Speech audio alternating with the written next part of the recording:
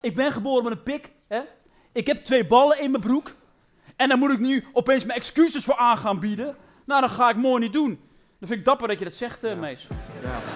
Ik wil niet heel flauw, Jos, maar dit is gewoon een iPad op een stok. Je bent zelf een iPad op een stok.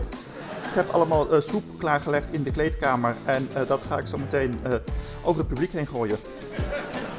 Je werkt aan de website van Rituals. Wat mooi. Ja, leuk. Ja. Ja. Ik hoef niets te doen. Het ligt aan het systeem. Ik stem GroenLinks, PvdA. Dus ik ben niet het probleem. Gaat over jou, Jos. Ja, daar was ik al bang voor, ja. Wie heeft de zin om een avondje lekker ouderwets te lachen? Wat een mooie mensen allemaal. Wat ben jij daar met je grafkop? Links onderin zit precies het tegenovergestelde. Mensen die wel ambitie hebben, maar niet zoveel idealen. Eigenlijk is dit iedereen met een Tesla. De huidige grensoverschrijdende problematiek wordt niet opgelost op het niveau van de natie. Daarom hebben we heel erg veel te winnen bij... Nee, ik had Europese integratie. Ja. Ja, heel goed. Ja. Het vuurpeloton van de linkse inquisitie slijpt zijn messen.